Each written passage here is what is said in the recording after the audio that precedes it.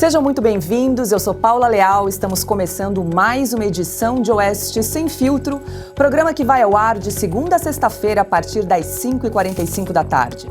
As principais notícias do dia com as análises dos nossos comentaristas. Aqui no estúdio, Silvio Navarro e Flávio Morgenstern, e Ana Paula Henkel de Los Angeles. Guilherme Fiuza e Augusto Nunes estão de férias nesta semana. E em consequência de restrições impostas pelo YouTube, não vamos mais transmitir o Oeste Sem Filtro e demais programas da casa no canal da Oeste. Todos os nossos programas serão transmitidos na plataforma Rumble. O Oeste Sem Filtro também é transmitido na plataforma vimeo.com/Revista Oeste. Então, se houver algum problema com o Rumble, o programa segue nesse outro canal. Hoje, quarta-feira, 18 de janeiro de 2023, confira os destaques desta edição. Ministra do Meio Ambiente, Marina Silva, diz em Fórum Econômico de Davos que mais da metade da população brasileira passa fome. Já o governador de São Paulo, Tarcísio de Freitas, participa de evento na Suíça para discutir assuntos como privatização. Lula diz em discurso no Planalto que quer aumentar o imposto do rico e a força sindical. Esses assuntos e muito mais agora no Oeste Sem Filtro. O presidente Luiz Inácio Lula da Silva se reuniu hoje com representantes de centrais sindicais no Palácio do Planalto. Em discurso, disse que ricos vão pagar mais imposto. Vamos ver. Uma outra mudança que eu quero fazer, e vou dizer para vocês agora, é no imposto de renda. Nesse país, quem paga imposto de renda de verdade é quem tem olerite de pagamento, porque é descontado no pagamento e a gente não tem como não pagar.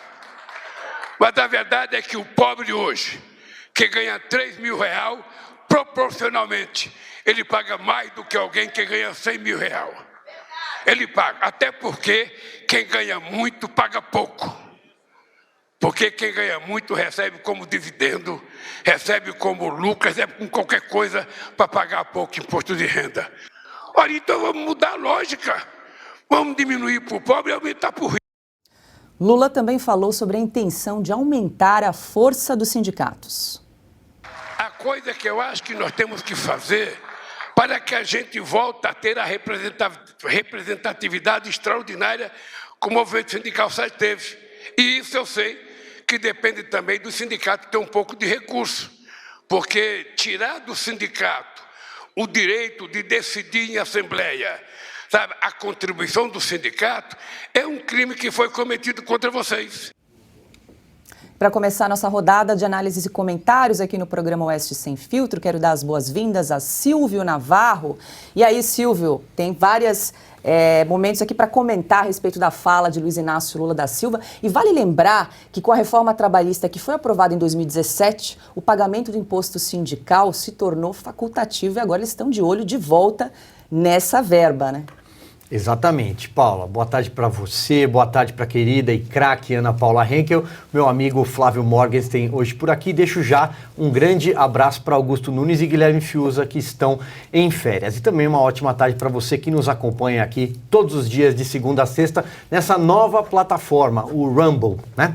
Olha só, Paula, tem alguns pontos, como você disse, eu estava aqui fazendo rápidas anotações, né? Então vamos lá. Primeiro, uma plateia de sindicalistas e rapidamente ele já falou, é preciso ter algum recurso para os sindicatos. Bom, Brasil, 17 de janeiro de 2003, é nesse ano em que nós estamos, né? Parece que o Brasil está voltando aí 20 casas. Quem não se lembra da República Sindical, que foi montada na esplanada dos ministérios com aparelhamento ali vertical de toda a máquina. O país chegou, segundo ali estudos de algumas fundações, a ter ministérios com 80% da sua composição e filiados à CUT, a Central Única dos Trabalhadores, que já foi presidida por Luiz Marinho, hoje ministro do Trabalho, e grande amigo de Lula, amigos desde o ABC, do Sindicato dos Metalúrgicos. Então é isso, é a volta da República Sindical. E dinheiro na mão de quem? Justamente dos sindicatos que vão fazer greve, que vão fazer manifestações. Será? Será que eles vão poder fazer manifestações e greves? Não sei, vamos ver. né? Nesse Brasil de 2023, talvez não. Mas, Paula, um outro aspecto aí é taxar e criar impostos. Aquela velha falácia de que você taxando os ricos, você vai combater ali a desigualdade ou a pobreza? Acho que essa é a grande pergunta. A luta é contra a desigualdade ou contra a pobreza? É empobrecer os ricos?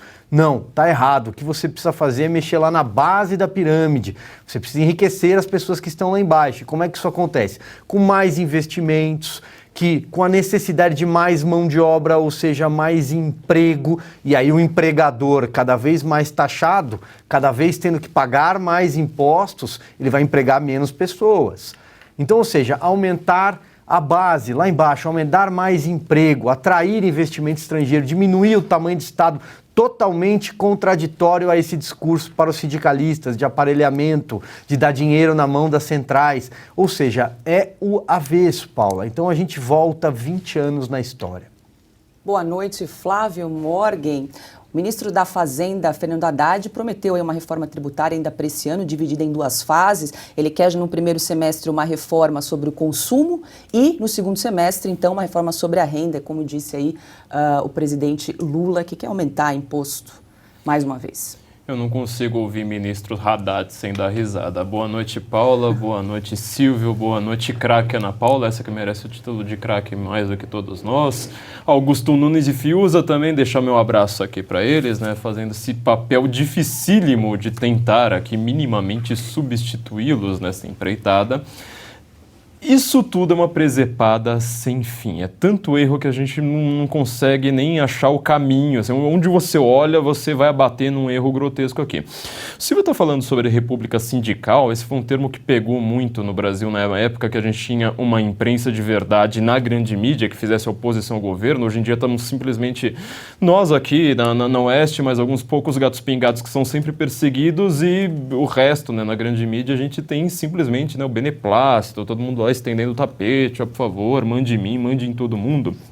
Só que a república sindical tem um segundo problema muito sério. Todas as grandes ditaduras, a partir do século XVIII, finalzinho do século XVIII para frente, todas as grandes ditaduras, aquelas mais genocidas, que mais perseguiram, etc., elas tiveram a ideia de um sindicato ou de grandes sindicatos tomando o poder. Foi assim nos grandes genocídios a partir da Revolução Francesa. Você vai pesquisar aí quem é que defende a Revolução Francesa. Na alta cúpula, nas altas esferas do governo brasileiro, você vai encontrar muita gente. Foi assim no genocídio armênio, né, com jovens turcos, o primeiro genocídio a passar de 1 milhão de vítimas.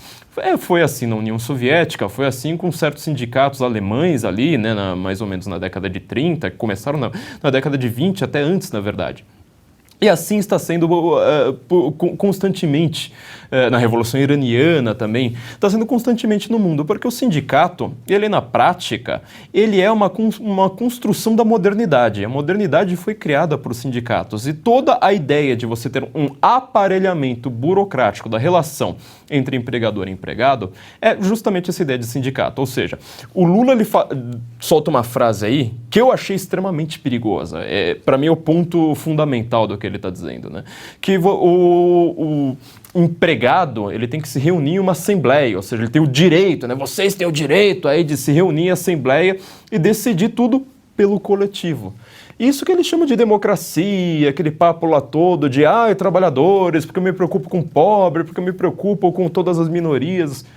Peraí, uma assembleia geralmente é a briga de quem grita mais alto. E depois você diz que você está representando todos os trabalhadores, sendo que você está representando uma liderança única ali. Isso é burocratização. Cada vez mais o trabalhador, ele não sabe nem o nome do presidente do sindicato, da categoria dele.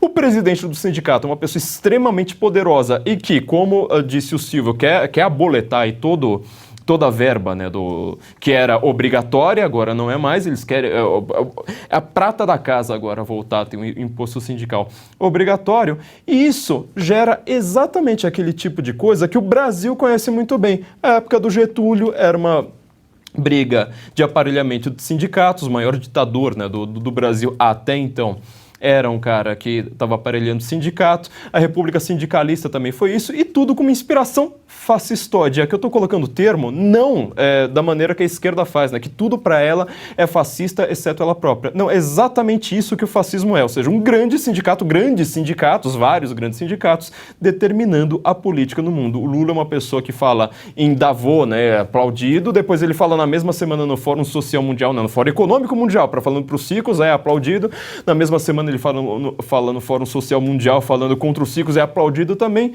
e ele consegue fazer esse joguinho aí muito bem. Na prática, o que nós estamos vendo é uma coisa extremamente perigosa.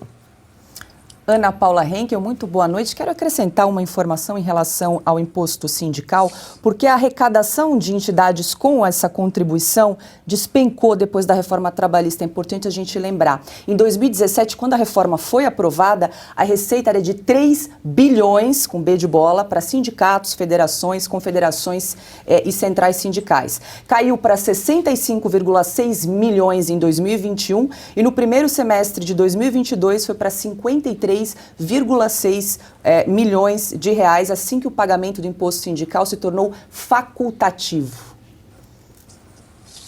Os números não mentem sobre a realidade, né, Paula? E o que de fato está em jogo nesse assunto. Boa noite, querida âncora do nosso programa. Boa noite, craque Silvio Navarro. Flávio, um beijo ao querido mestre Augusto Nunes, Fiuza, merecidas férias, e muito boa noite à nossa audiência maravilhosa que faz esse programa acontecer. Bom, Paulo, os números que você leu, é isso, eles estão interessados no dinheiro, é o famoso follow the money, né?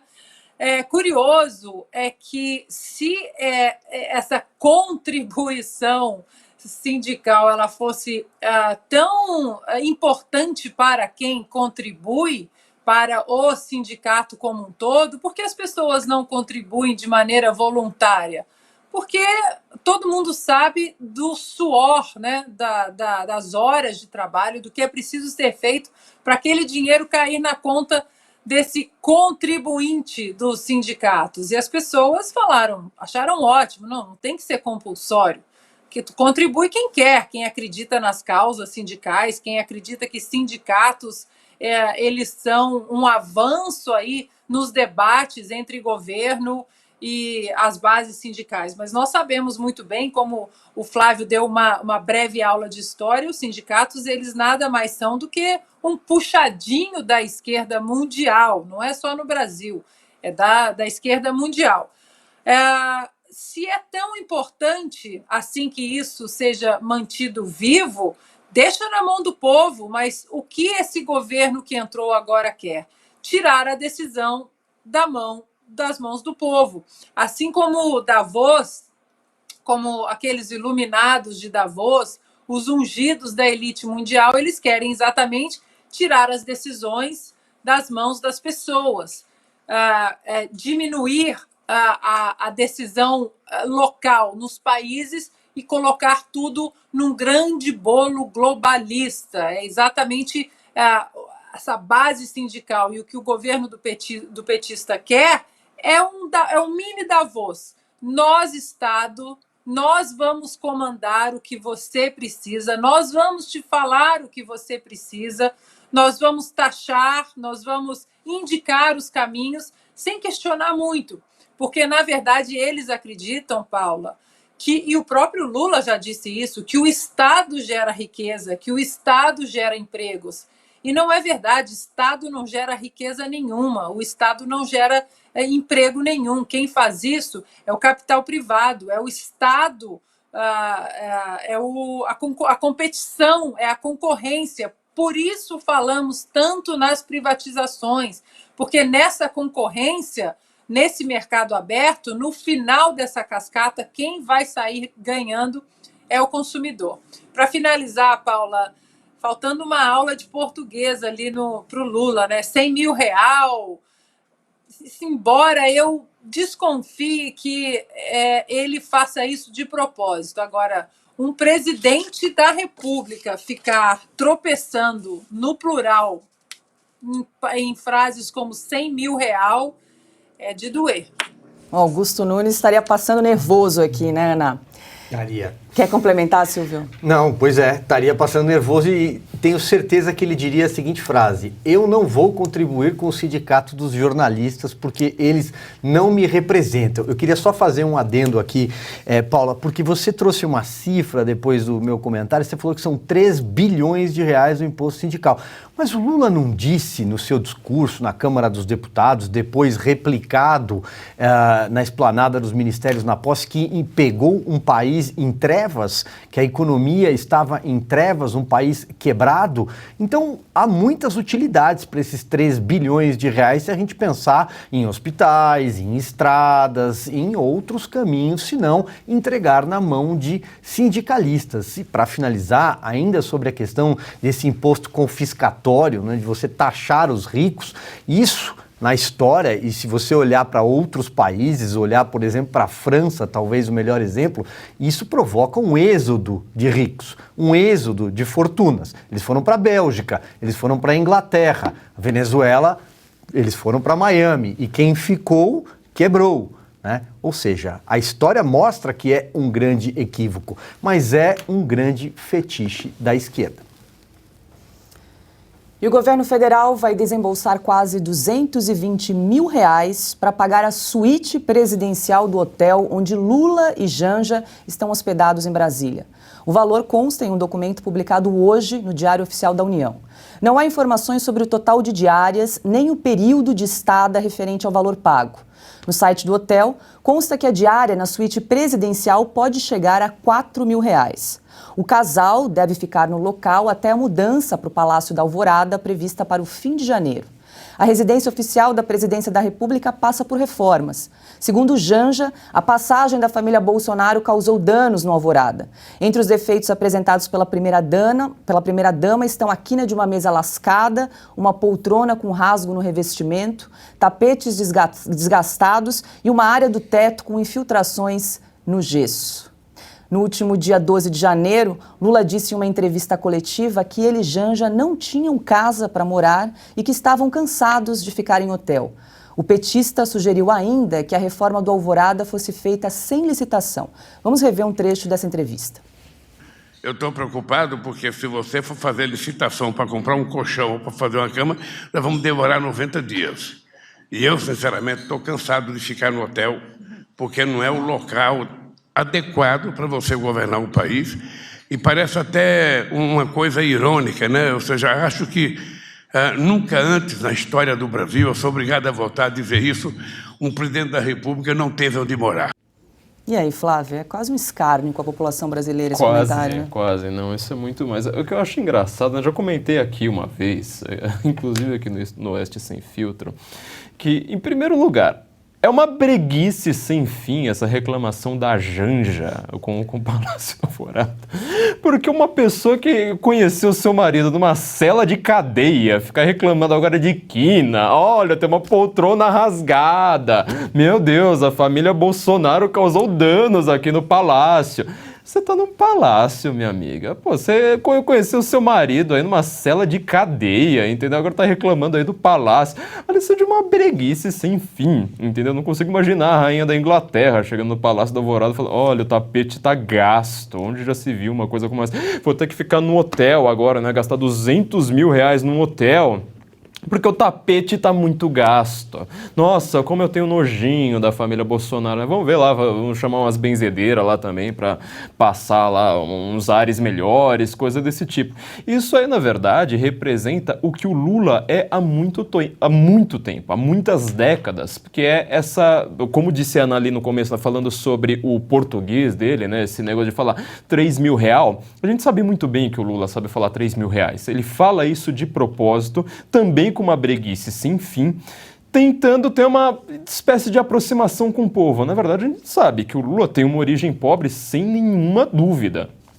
Vem de uma família sofrida, retirante nordestino, veio trabalhar, só que isso aí já ficou no passado, mas há muito tempo. Ele entende de vinhos muito mais do que todos nós juntos, ele entende de luxo, hotéis, riqueza daquela assim, irreal, sabe? Não é aquela riqueza dos ricos brasileiros, é aquela riqueza dos poderosos brasileiros, sabe? De portas fechadas. muito mais do que qualquer coisa, só que ele nunca usou nenhum desse poder, nenhum pouquinho dessa riqueza para adquirir cultura, para ler um livro, para fazer alguma coisa boa para as pessoas, né? Como disse o Silvio falando aqui do imposto sindical um pouco antes, é interessante a gente pensar que, por exemplo, tanto o imposto sindical quanto esses rios de dinheiro aí que são para os luxos dos políticos poderiam ir para os pobres, poderiam ir para construir, sei lá, uma caixa d'água no Nordeste, lá na terra dele, inclusive onde que ele não foi tão bem votado assim, exatamente naquela cidade milimetricamente assim, poderia ser feito para isso, mas não, aí o dinheiro que vai para os artistas ricos do Leblon, porque senão eles não ficam tão felizes com o PT. Faz só para essa riqueza, entendeu? Na hora do vamos ver, aí esquece imposto sindical, esquece tudo. Aí é só coisa para os ricos pagas pela classe média. E aí, Ana, por enquanto o valor das diárias aí já soma R$220 mil. Olha, o Flávio usou uma expressão, né, uma breguice sem fim, mas o Departamento Jurídico falou que eu não posso comentar o que é uma breguice sem fim. Brincadeiras à parte, o casal em si é uma breguice sem fim, né? A primeira-dama é uma breguice sem fim. Como o Flávio disse, reclamar um casal que se conheceu numa cela, na carceragem da Polícia Federal, ficar reclamando da quina da mesa, é o new money, né, que as pessoas falam aqui nos Estados Unidos, o deslumbre com o poder, o deslumbre com os vinhos caríssimos. Lembram do casamento dos dois, da Janja e do Lula, né? 100 mil reais de não sei o quê, mais 50 mil reais de não sei o quê, vinhos premiados, etc, etc. Agora, o curioso é assim... É engraçado como o Lula e muitos ali também do PT, os asseclas ligados ao petismo, como eles falam de uma maneira hoje, como se o passado não existisse no Brasil. O passado político, da corrupção, a Lava Jato, os bilhões de dinheiro devolvido aos cofres do pagador de impostos do Brasil. Então, quando Lula fala uma frase como nunca antes na história do Brasil, a vontade é de sentar e fazer uma lista e mostrar para o Lula o que, na verdade, no que nós podemos usar essa expressão, nunca antes na história do Brasil. Né? Nunca antes na história do Brasil foi tão difícil explicar o Brasil para estrangeiros. Seja por um descondenado, aí um condenado em 3 instâncias, né, por vários juízes, com provas sobradas, como disse o desembargador Gebran Neto, do TRF4, de Porto Alegre. Aliás, o tribunal TRF4, que tem desembargadores nomeados pelas administrações petistas, aquele tribunal ali, né, de 2ª instância, não apenas reforçou a condenação que veio do então juiz Sérgio Moro, mas aumentou a pena do Lula de 8 anos e alguma coisa na primeira instância, na vara de Curitiba, para 12 anos e alguma coisa. O Silvio me corrija se eu estiver errado ali nos números. Depois, né, no STJ, e, no entanto, numa manobra jurídica que o Brasil, né, agora conhece cada página, ele foi solto. E aí a gente pode falar, né?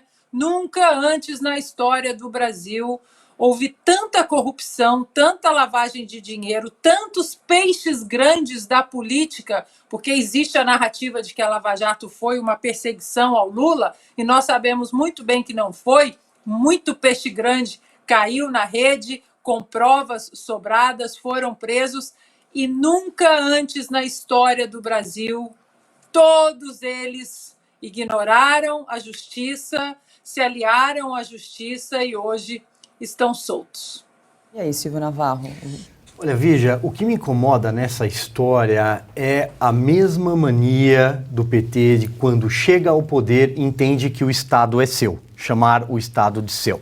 Em 2004, quem quiser pode procurar, há uma fartura de imagens, a ex-primeira-dama Marisa Letícia plantou flores vermelhas em formato de uma estrela do PT no Palácio do Alvorada. Imagens aéreas captaram isso. O Palácio do Alvorada é do governo do Brasil, não é do PT.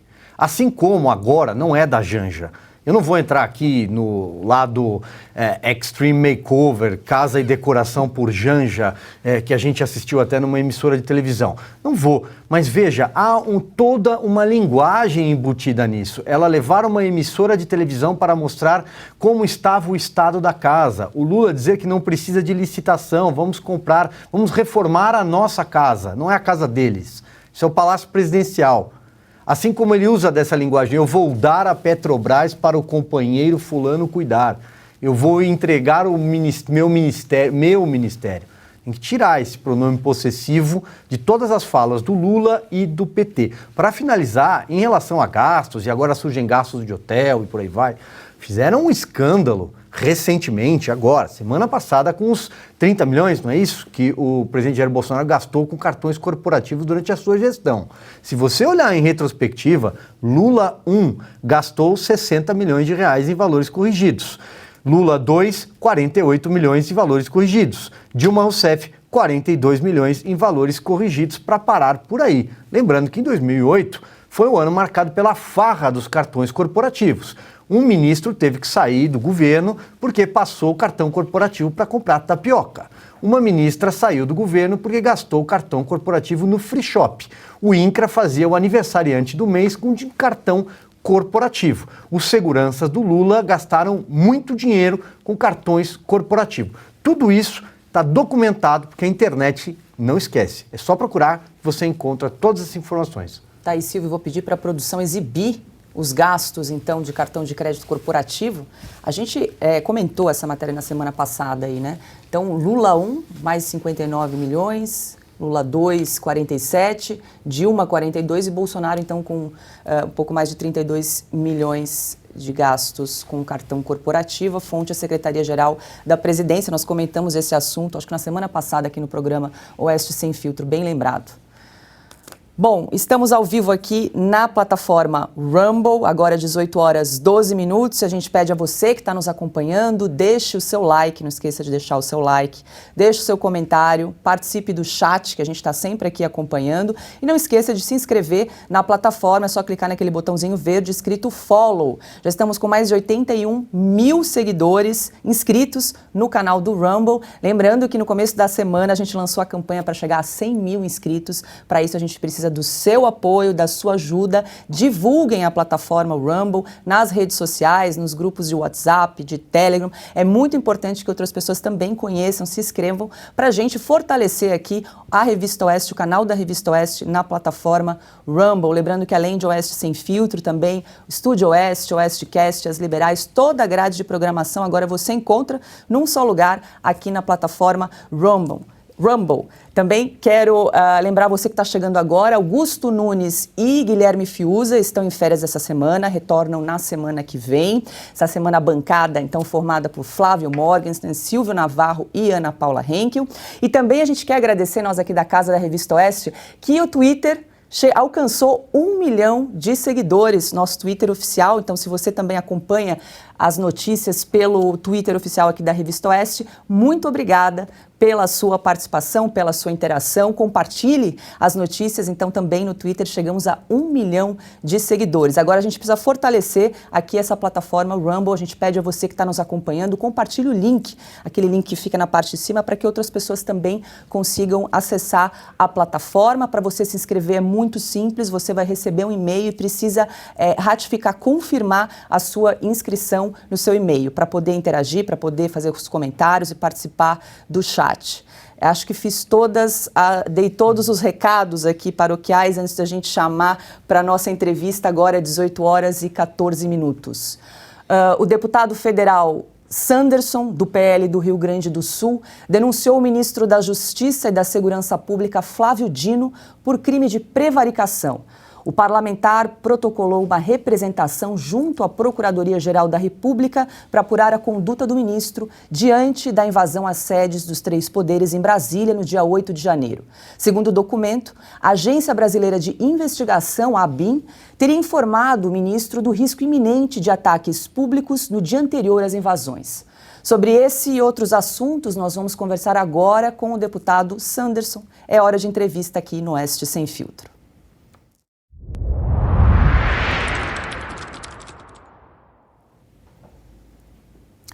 Boa tarde, deputado. Muito obrigada pela sua participação aqui no programa Oeste Sem Filtro. O senhor me ouve bem? Boa tarde. Para mim é um prazer falar com vocês, ouvindo perfeitamente. Maravilha.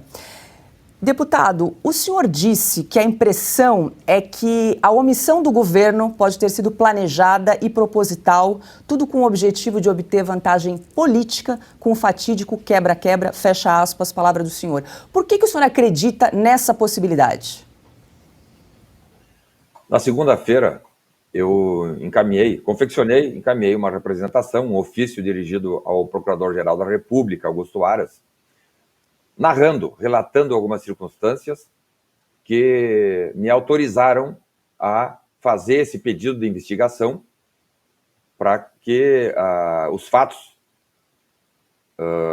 ocorridos no dia 8 de janeiro sejam investigados em toda a sua extensão. Vejam, no sábado, as agências, tanto a ABIN como a própria Polícia Federal, teriam comunicado ao Ministro da Justiça acerca da gravidade e da extensão e do tamanho da manifestação que ocorreria no domingo. Nada foi realizado, nenhuma medida prática efetiva foi tomada por parte do Ministro da Justiça, que poderia muito facilmente e rapidamente, inclusive, ter acionado as forças federais. Ele tem à sua disposição, de forma direta, a Polícia Federal, a Polícia Rodoviária Federal, a Polícia Penal Federal, a Força Nacional de Segurança. Então, num simples telefonema, ele poderia ter, por exemplo, mandado fechar a esplanada. Aliás, a esplanada dos ministérios estava fechada na semana anterior. Justamente naquela semana aí, no final de semana, a esplanada toda aberta, o que nos faz pensar que aquele cenário, né, pudesse ter sido construído numa facilitação para as pessoas realmente fazerem o que fizeram, e nós condenamos qualquer ato de vandalismo, mas o ministro da Justiça não tem margem para não tomar decisões como estas que ele teria que ter tomado, providenciando forças de seguranças suficientes para fazer a contenção. Não fez. Ele mesmo, já vi na mídia, veio a público dizer que não fez nada de errado, etc. Né? Então, cabe ao Procurador-Geral da República, Augusto Aras, solicitar investigação, né? Ninguém está acima da lei numa república, nem ministro da Justiça, nem o presidente da República, ninguém numa república está acima da lei. Todos devem obediência às prescrições legais e constitucionais, e eu entendi que Flávio Dino, como ministro da Justiça, podia ter agido e não agiu. Agora é saber se essa sua omissão foi dolosa, foi proposital, foi planejada, foi premeditada, com fins políticos, porque, afinal de contas, todos nós estamos acompanhando, desde o dia 8 de noite, a esquerda está efusiva, está eufórica, festejando uma desgraça, né? Porque ninguém pode deixar bonito um ato de vandalismo como o que aconteceu no último dia 8 de janeiro. Então, a esquerda vibrando, né, com a leniência e omissão do ministro da Justiça, temos aí um cenário que pode, numa construção, indicar uma prevaricação. Por isso, prevaricação é um crime grave, sendo praticado por um agente público. Fazendo aqui um exercício de hipótese, Paula, fosse esse evento ocorrido em novembro do ano passado, por exemplo, quando tínhamos ali o presidente Bolsonaro no Palácio Planalto, Anderson Torres como ministro da Justiça. Provavelmente, o então ministro da Justiça estaria preso, como agora o secretário de Segurança Pública, Anderson Torres, está detido lá no quartel da PM. Por que, numa situação similar, o ministro da Justiça atual, Flávio Dino, ainda não está preso? Se tudo indica que ele, mesmo tendo recebido as notificações, tendo sido cientificado da gravidade da situação, do tamanho e da peculiaridade daquelas manifestações que poderiam, inclusive, descambar para o vandalismo, por que ele não agiu? Aí a pergunta, por que o ministro da Justiça, Flávio Dino, não agiu quando, num simples telefonema, ele poderia ter evitado tudo aquilo que aconteceu? Estamos conversando ao vivo com o deputado Sanderson, do PL do Rio Grande do Sul. Quem pergunta agora é Ana Paula Henkel. Muito boa noite, deputado. Obrigada pela entrevista.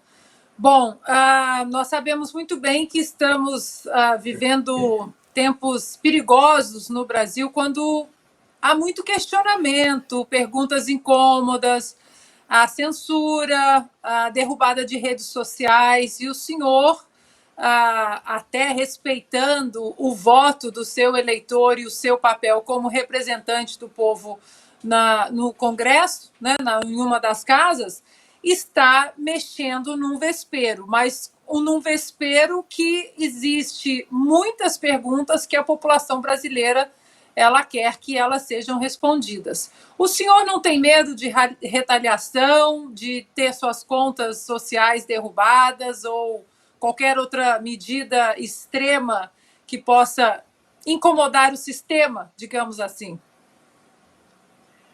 Ana Paula, te cumprimento. Parabéns pelo trabalho jornalístico que você faz. Mas dizer que, a partir do momento que eu aceitei vir aqui para a Câmara dos Deputados em Brasília, estava ali junto nesse processo o enfrentamento de situações incômodas, né? Eu acho que um deputado federal ou um senador da República, enfim, não tem margem para descumprir as determinações exaradas pelo eleitor.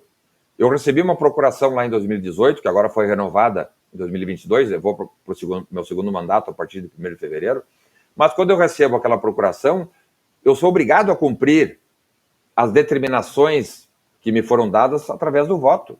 Então, se a população, se o meu eleitorado, né, tem esse perfil, eu não tenho alternativa a não ser fazer a defesa, fazer o enfrentamento, né, ir para o embate, claro, sempre dentro dos preceitos legais e constitucionais. Agora, numa democracia, e nós precisamos compreender o tamanho da democracia do Brasil. Se nós estamos numa democracia, ninguém pode ser perseguido, pode ser sujeito de represália, como temos visto ultimamente. Eu até faço aqui um entre aspas, o próprio ex-ministro da Justiça de Jair Bolsonaro, Anderson Torres, que era secretário de Segurança Pública aqui do DF, né, analisando o pouco conteúdo que nós temos para analisar, dá para perceber que aí há uma represália, né? Apenas por ilações subjetivas ele está preso. Inclusive, ele nem no exercício da sua função de secretário de Segurança Pública ele estava em férias nos Estados Unidos. Então, se ele está sendo vítima, quem sabe, de uma represália, de uma vingança política, ali na frente nós vamos descobrir. O parlamento tem um papel fundamental para que esse tipo de abuso e arbitrariedade seja punido duramente, porque, repetindo aquilo que eu falei em relação a Flávio Dino, ninguém está acima da lei. Ninguém numa república está acima da lei.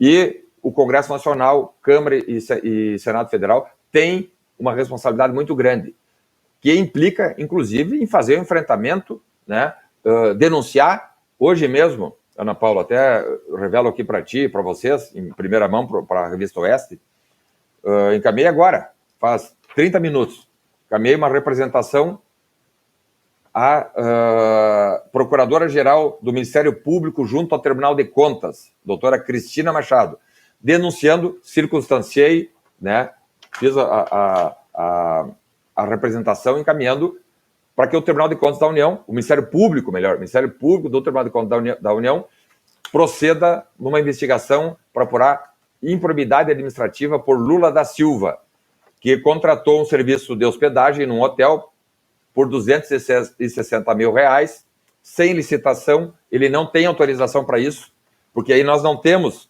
aquela chamada inviabilidade de competição para serviços contratados. Não há. Aqui no DF, inclusive, tem uma centena de hotéis. Se fosse lá na Amazônia, dentro do interior da Amazônia, até teria justificativa. Em Brasília, não. Nós temos mais de 100 hotéis em Brasília. Ele não podia ter contratado esse hotel e pago 260 mil, sobretudo por haver em Brasília 2 residências oficiais, Palácio da Alvorada e a Granja do Torto. Se o Palácio da Alvorada e a própria Granja do Torto eram habitadas até 15 dias atrás, por que que a sua excelência Lula da Silva e a sua majestade Janja não podem ocupar os mesmos aposentos, tem que o povo pagar lá R$260 mil sem licitação, num processo ilegal, esse processo é ilegal. Agora vamos ver se o Ministério Público, junto ao TCU, né, claro, ali ele vai fazer uma análise de oportunidade e conveniência, mas vamos ver se o Ministério Público vai proceder na abertura de uma ação de improbidade, porque o crime, ou melhor, a improbidade existe, está classificada, e Lula, já com 10 dias, já tenha, talvez, a primeira ação de improbidade administrativa contra ele. Deputado, boa noite. Queria parabenizá-lo pelo trabalho, por esta coragem, ainda mais porque, como disse o senhor, ninguém está acima da lei, mas infelizmente no nosso Brasil isso parece estar virando cada vez mais uma fala, vamos dizer, pro forma, e não uma verdade dos fatos. O senhor disse uma coisa curiosa, nós já comentamos aqui no Oeste Sem Filtro mais de uma vez, que a grande verdade, nós sabemos, o Brasil inteiro sabe disso, é que quando aconteceram estes atos no dia 8 de janeiro, ninguém estava preocupado, olha, a democracia acabou, a democracia foi ferida de morte, como eu vi de gente dizendo hoje. Na verdade, estava todo mundo soltando fogos, falando, finalmente nós conseguimos a desculpa que faltava para os nossos atos, que nós sempre tentamos implantar. E estes atos lembram muito a alguns eventos históricos do passado, o exemplo mais claro, o incêndio do Reichstag na Alemanha em 1933, né, que é uma resposta de aumento e concentração de poder, ou seja, agora vamos fazer inquéritos cada vez mais autoritários, invadindo a privacidade, culpando todo mundo, como faz a mídia, né, falando, olha, todo mundo que é bolsonarista, então, sei lá, 49,1% da população brasileira tem culpa nisso aí, então vamos começar a prender todo mundo, uma coisa desse tipo. Isso, para mim, é uma coisa bem estranha. Então, como o senhor disse, né, sobre isso ter fins políticos, a gente consegue, né, onde tem fumaça a fogo, a gente parece que está conseguindo farejar alguma coisa. Mas o senhor é relator da lei antiterrorismo, né, da lei do terrorismo no Brasil. Eu queria fazer uma pergunta meio dupla, né? Isso se encaixa, como acredita, né, um certo juiz no Brasil, como terrorismo, sendo que a lei é expressa, né? Ela está escrita lá, quando tem fins políticos, isso não tem nada a ver com terrorismo. E, segundo lugar, se essa investigação vai envolver tantos militares, as Forças Armadas, nós entrevistamos o general Maynard Santa Rosa aqui na semana passada, ele chamou atenção para uma coisa que ninguém tinha pensado. Tinha PMs ali. O que a polícia militar está fazendo numa área que era de proteção específica das Forças Armadas? Isso não seria o caso também, além da PGR, além do Ministério Público, de ser acionado também o Superior Tribunal Militar, afinal são crimes militares envolvendo militares? Nós temos assistido, na verdade, um show de arbitrariedades. É um filme de terror que está passando no Brasil, porque a pretexto de punir uma espécie de crime, outros crimes estão sendo praticados, ou vários abusos sendo praticados. Então, nós não estamos, em hipótese alguma, defendendo o vandalismo, nem o quebra-quebra, nem a danificação de patrimônio público. Todos que quebraram, danificaram patrimônio público devem ser penalizados, punidos nos rigores da lei, criminalmente e até civilmente. Porque o sujeito que pega uma cadeira e joga contra uma vidraça, ele está cometendo um crime de dano no aspecto criminal, mas na esfera civil ele também vai responder. Então, nós não vamos passar pano quanto àqueles que cometeram crimes de dano, de quebra-quebra generalizado que aconteceu aqui na Praça dos Três Poderes. Isso é uma situação. A outra situação é essa cadeia de abusos que nós temos assistindo. Pessoas presas em flagrante sem sequer estarem em situação flagrancial. Nós temos um caso aqui de um ônibus de excursão que chegou na segunda-feira. Na segunda-feira, esse ônibus chegou e integrantes dessa excursão estão presos. As mulheres lá na colmeia e os homens lá na papuda. Quer dizer, um show de horrores, né? As notas de culpa confeccionadas e entregues aos presos de forma genérica. Eu li uma nota de culpa, tem ali 11 tipos penais. Então, o sujeito está classificado por dano, por golpe de Estado. Né? O que é golpe de Estado? Como é golpe de Estado? Quem é o golpista? Isso aí é uma heresia jurídica que está sendo praticada, um abuso, uma arbitrariedade. Eu fui o relator do projeto de lei das ações antiterroristas. Nós aprovamos a comissão especial esse projeto de lei. de autoria do deputado Major Vitor Hugo, eu fui o relator, esse projeto está pronto para ser votado no plenário. E a oposição fez loas para que o texto contivesse ali uma exceção relacionada a movimentos sociais. E nós mantivemos, então. Não, tudo aquilo que for, então, movimento social não será objeto da lei das ações contra terroristas. E tem também uma lei lá de 2016, a lei 13.260, artigo 2º, parágrafo 2º, que é muito claro. A lei é taxativa, diz que movimentos sociais, políticos relacionados à religião, a sindicais, classistas, partidários, qualquer tipo de movimento social não pode ser classificado como terrorismo. Quando Alexandre de Moraes, ou quem quer que seja, faz a tipificação penal como terrorismo, está praticando um ato ilegal, né? Um ato arbitrário que o Congresso Nacional pode ali na frente buscar responsabilizações. E só o Congresso pode buscar essa responsabilização, porque se parte do STF esse abuso, não há uma corte superior ao STF. O STF já é a última instância. Só o Congresso Nacional, notadamente o Senado, é que teria condições de reprimir abusos cometidos por ministros do STF, e é o caso, né? Não há crime de terrorismo. Eu, além de ter estudado essa matéria como relator, né, eu não sei se os senhores sabem, eu sou de origem da Polícia Federal, 25 anos de Polícia Federal, conheço essa matéria já antes de chegar no Congresso Nacional, e aqui o que nós acompanhamos é um ato de vandalismo coletivo, né, abjeto, que nós não podemos aceitar, obviamente. Todos os culpados devem responder criminalmente na medida das suas responsabilidades. Agora, não dá para querer dizer que toda aquela população ali, né, que 1.500 pessoas praticaram ato de terrorismo, né? Então, estamos aqui atentos, trabalhando para que haja justiça com aquele grupo de pessoas que estavam ali, os culpados respondam com os rigores da lei e os inocentes sejam imediatamente colocados em liberdade, né? Porque nós não podemos compactuar com um Estado que, ao invés de prestar segurança e garantia, vai lá e é o primeiro a aviltar, constranger, praticar ilegalidades. Nós conversamos com o deputado Sanderson, do PL do Rio Grande do Sul. Quem pergunta agora é Silvio Navarro.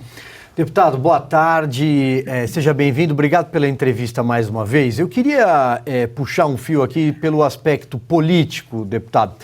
Olha, veja, imediatamente após a depredação, o vandalismo que o senhor mesmo bem classificou em Brasília, naquele 8 de janeiro, partidos de esquerda, parlamentares que faziam oposição ao governo Jair Bolsonaro e agora estão no governo, tanto na Câmara quanto no Senado, imediatamente eles se apressaram para falar em recolher assinaturas para uma CPI e para colocar o Congresso na apuração de tudo que aconteceu naquele domingo. Porém, à medida em que determinados eventos que poderiam implicar autoridades do governo federal, também já comentados aqui nesta entrevista, vieram a público, especialmente os alertas da ABIN, a 16 ou 18 órgãos, não me recordo agora, esse pedido de CPI... 48. Houve um recuo... 48 órgãos. Então, houve um recuo imediato desses parlamentares. Por exemplo, hoje, o líder do PT, por exemplo, futuro líder do PT, Zeca Dirceu, afirmou que não quer saber de CPI, no Senado já não se fala mais nisso. O que o senhor acha que aconteceu aí no aspecto político, que eu acho que também deve ser destacado, né, para além da questão legal?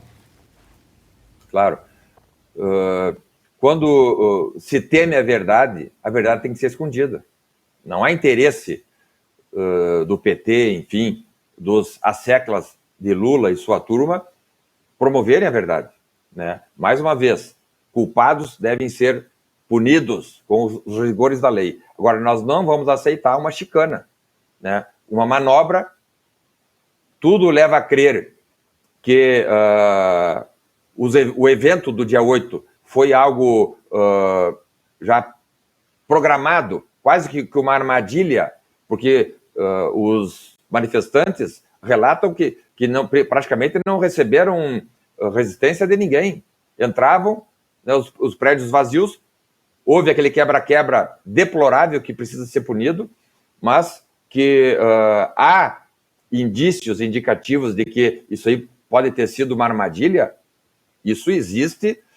Independente do PT querer ou não querer, nós, a partir de 1º de fevereiro, vamos trabalhar para ter uma CPI.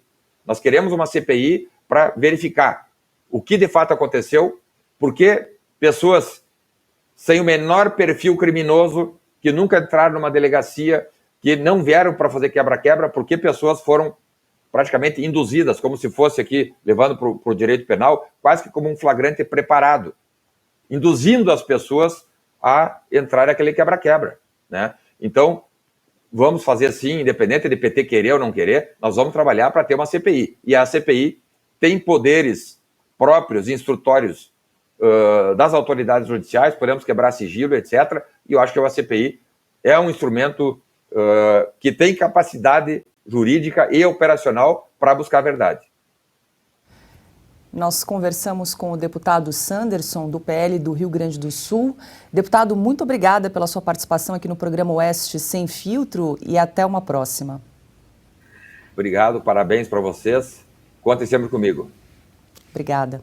Agora, 18h36, a gente continua com mais notícias e informações no programa Oeste Sem Filtro. Durante um painel no Fórum Econômico Mundial, em Davos, na Suíça, ontem, a ministra do Meio Ambiente, Marina Silva, afirmou que o Brasil tem 120 milhões de pessoas passando fome. O número é mais da metade da população do país. Vamos acompanhar. O mundo é desigual. No meu país tem 120 milhões de pessoas que estão passando fome. Nós tínhamos saído do mapa da fome e agora temos 33 milhões de pessoas que estão vivendo com menos de $1 por dia. A sustentabilidade não é só econômica, não é só ambiental, ela é também social. Espalhar notícias falsas sobre o Brasil no exterior, inventar dados e tratá-los como verdadeiros, não é exclusividade de Marina Silva. Lula já admitiu que inventava números sobre miséria e caos para impressionar plateias estrangeiras. O vídeo é de abril de 2014.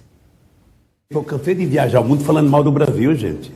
Era bonito a gente viajar o mundo e falar, no Brasil tem 30 milhões de crianças de rua, no Brasil tem 30 milhões... A gente nem sabia, tem não sei quantos milhões de abortos, era tudo clandestino, mas a gente ia citando números, sabe? Se o cara perguntasse a fonte, a gente não tinha, mas a gente ia citando números. Eu não esqueço nunca, eu estava debatendo, o Roberto Marinho e o Jaime Lerner em Paris.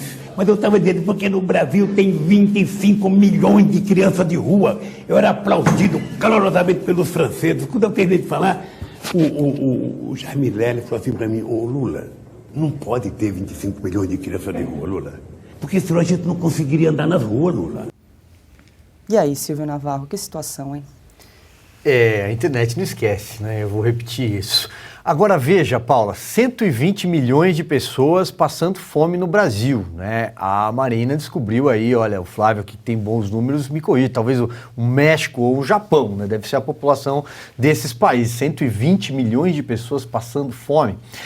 É mais uma vez um retrato do que a gente vem falando aqui ao longo da semana, desse Fórum Econômico Mundial realizado em Davos, na Suíça, que até poderia servir, ter alguma utilidade ao reunir ali estrelas do mundo corporativo, governadores de diversos países, líderes mundiais, poderiam estar ali preocupados em ampliar a corrente internacional de comércio, até fazer algumas fotos de apertos de mão em relação a países com eventuais crises e conflitos, mas não. Na verdade, esse fórum ali é uma grande agenda da ciência progressista, do Beautiful People, como a gente vem dizendo aqui. Basta você ver que o Brasil enviou o Fernando Haddad e a Marina Silva.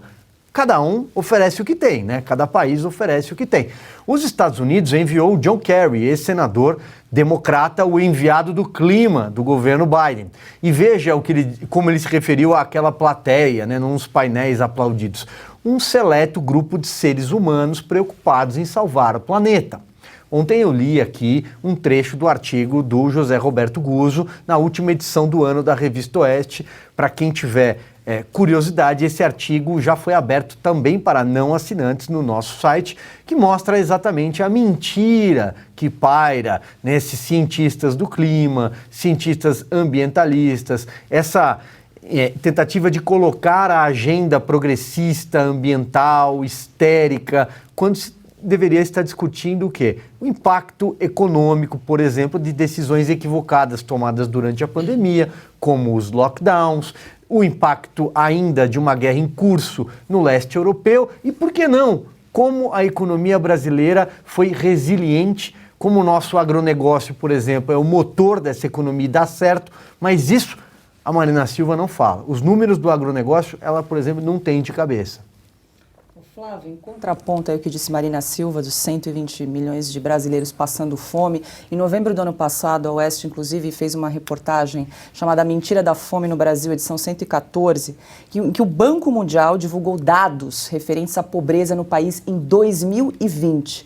A extrema pobreza no Brasil caiu ao nível mais baixo desde 1980. Eram 4 milhões de pessoas vivendo com menos de $2,15, cerca de R$11 por dia, no primeiro ano da pandemia, em 2020. A gente tem uma arte aqui, ó. O Brasil teve a maior queda da extrema pobreza entre países da América Latina. Esses são dados aí do Banco Mundial. Eu acho que vocês estão pegando muito pesado com a Marina Silva, né? Ela claramente fez esse comentário um pouquinho antes da hora do almoço, tá lá falando, né? Que tem 120 milhões de brasileiros passando fome, eu era um deles, né? Mas aí eu acho que boa parte deles se alimentaram justamente porque o Brasil saiu do mapa da fome. Agora, eu tô aqui vendo os dados, né? Já aponta realmente com 120 milhões cravadinho ali, né? México com 126 milhões de pessoas, né? Tá achando de fato, né? Que uma população gigantesca como essa tá ali no mapa da fome, tal como disse o Lula. Eu acho uma coisa curiosa ali do Lula, nós estamos falando agora há pouco sobre os símbolos, né, que ele usa ali, sempre confundindo o Estado consigo próprio, né, falando, eu vou dar a Petrobras, como se a Petrobras fosse dele, o meu palácio. Eu lembro, pouca gente deve lembrar disso, que lá em 2003, no comecinho do governo, ele sempre fazia uma metáfora se dizendo o pai da nação.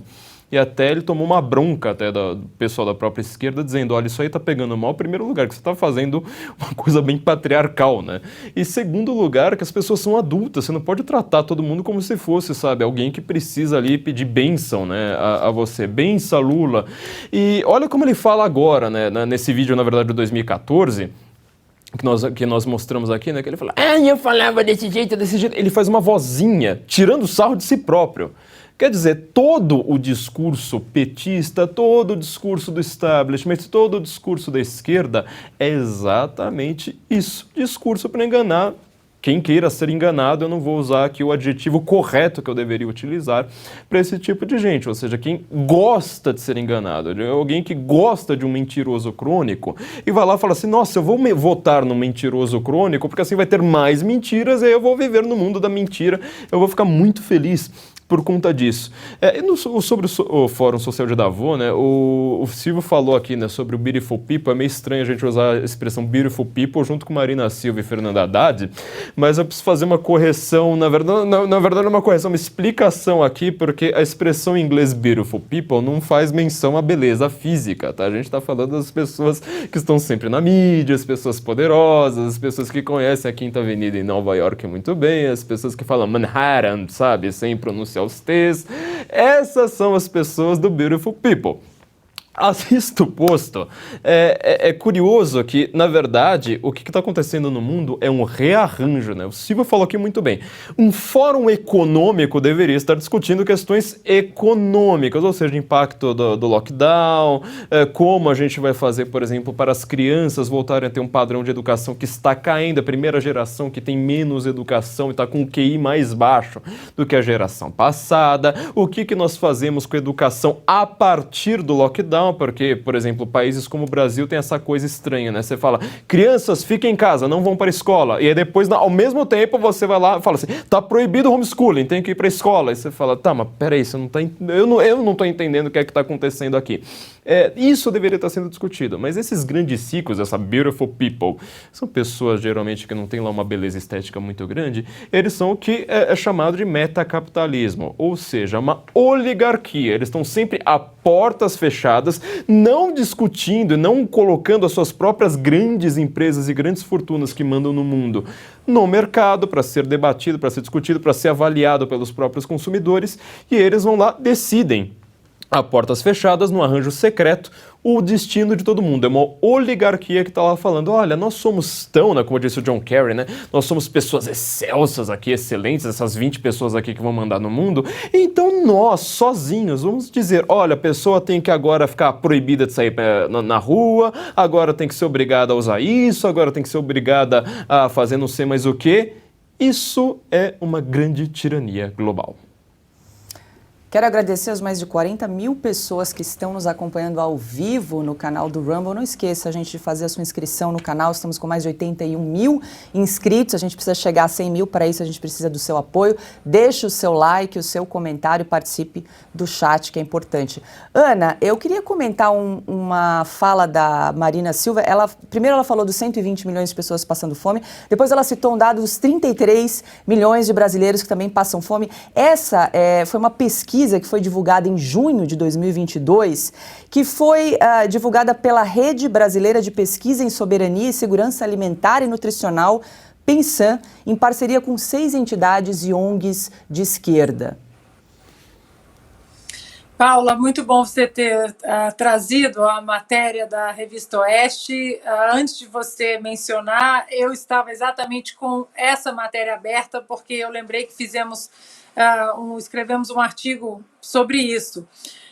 O curioso é que, enquanto o Silvio e o Flávio estavam falando, eu dei uma olhada aqui nos perfis das agências de checagem, aquelas histéricas que estavam a cada minuto, né, todo minuto em cima da administração do presidente Bolsonaro, se era com ministro, secretário com Bolsonaro, isso é falso, falso, falso, fora de contexto. Algumas agências, inclusive, que perderam batalhas judiciais para a Revista Oeste, tentaram colocar uma etiqueta de fake news na gente, e nós vencemos esses processos. E não achei nada. Curiosamente, não achei nada em relação a essa fala num fórum mundial da ministra do Meio Ambiente do Brasil. Ela falando que há 120 milhões de pessoas com fome no Brasil. Não tem nada nos perfis das agências de checagem, nos fact-checkers. Agora, a gente vai levar a sério uma pessoa do nível da Marina que fala que eu joguei rapidamente na ferramenta de busca Marina, corrupção, PT. Aí você vê declarações de 2018.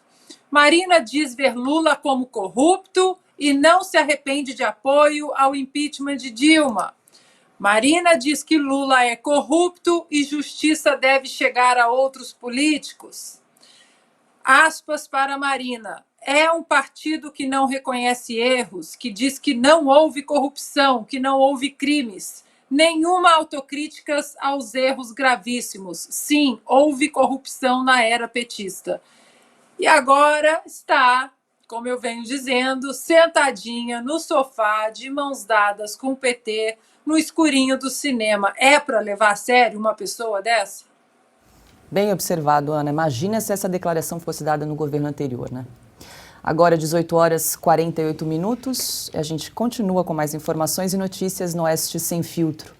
O governador de São Paulo, Tarcísio Gomes de Freitas, também participa do Fórum Econômico Mundial em Davos, na Suíça.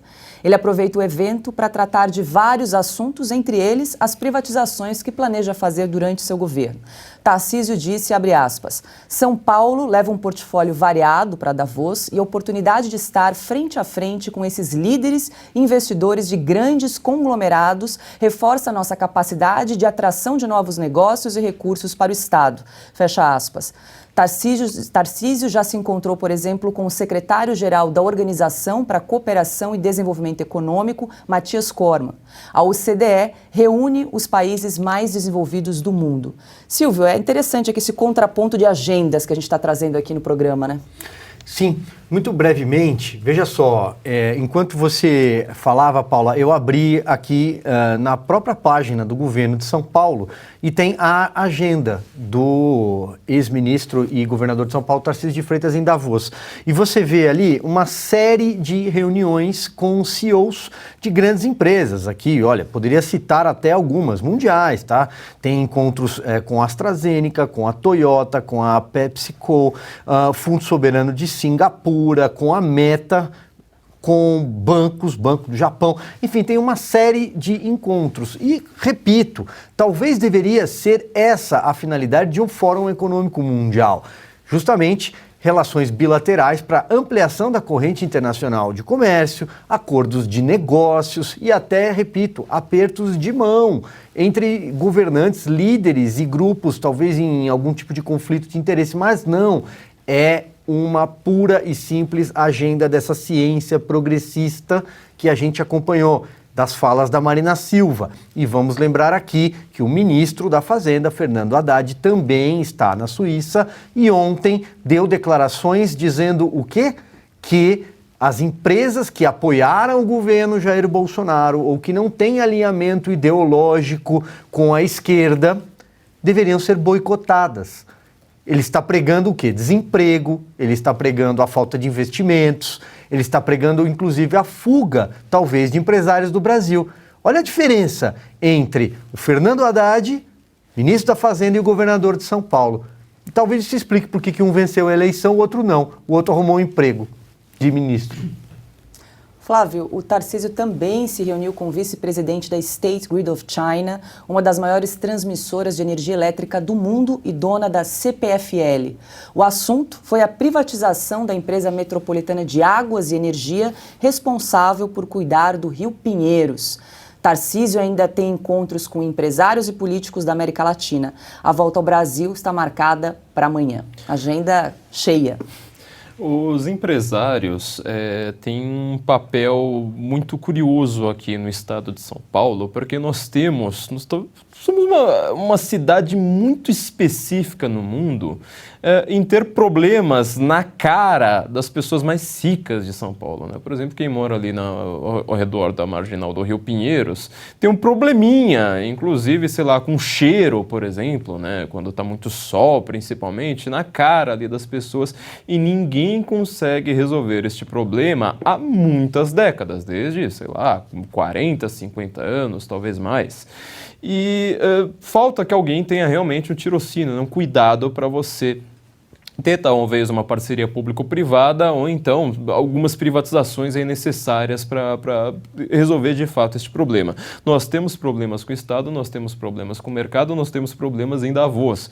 Agora, precisa de fato que algo saia do papel, porque todos os governadores de São Paulo já falaram a respeito do Rio Tietê, já falaram a respeito das nossas grandes estatais paradas, já falaram do tanto de riqueza que tem nesse estado, é o estado mais rico da nação, e tem riquezas tanto naturais quanto riquezas industriais e tudo isso parado numa burocracia sem fim. Davos realmente deveria ser um espaço adequado para você conseguir fazer alguma coisa. Mas, infelizmente, né, é engraçado a gente pensar que as autoridades brasileiras que estão indo para o Fórum Econômico Mundial, elas têm agendas tão opostas. E agendas aqui nos dois sentidos, né, tanto de encontros quanto de pensamentos, né? A gente está vendo, em primeiro lugar, o Haddad falando sobre taxar os ricos.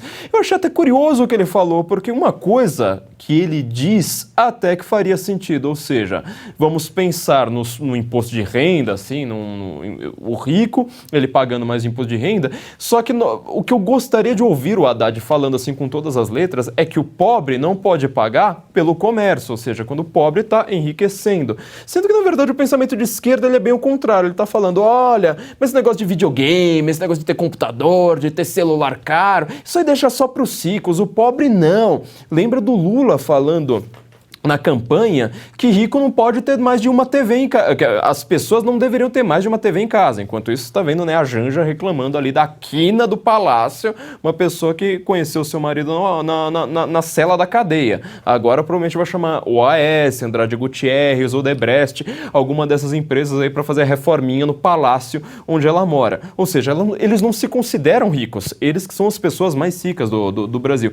E aí eu tento chamar atenção também para o que diz o Theodore Dalrymple, um dos nossos colunistas aqui na Revista Oeste, que a grande dificuldade é você definir o que é o rico. Porque quando você começa a ficar essa briguinha sindicalista entre ricos e pobres, na verdade você vai sempre falar, olha, você pode pagar mais imposto e você, olha só, ganha umas migalhinhas aqui em troca de voto. Você não sabe exatamente, né? Por exemplo, uma pessoa que ganha 5 mil reais, ela é rica ou ela é pobre no Brasil? Dependendo aí do tipo de recorte que você faz, você tem uma resposta diferente. Eu quero lembrar a Ana, que na verdade a Marina Silva, apesar de todas essas críticas ao PT, ela foi uma pessoa que não saiu do PT na época do Mensalão, estava lá caladinha, ela demorou só na hora que fez um novo partido, o único partido feito para ela ser eleita e depois ninguém sabe mais para que serve o Rede, né?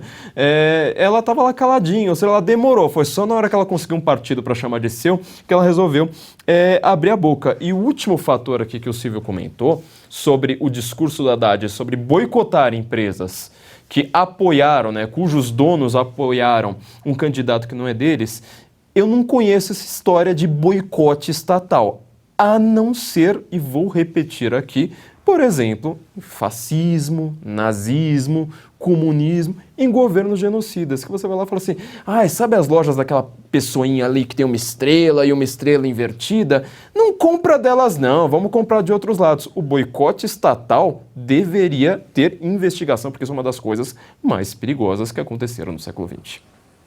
Ana, quanto ministro da Fazenda estimula boicote a empresas, o governador aqui de São Paulo, então, fortalece parcerias entre a iniciativa privada e o Estado.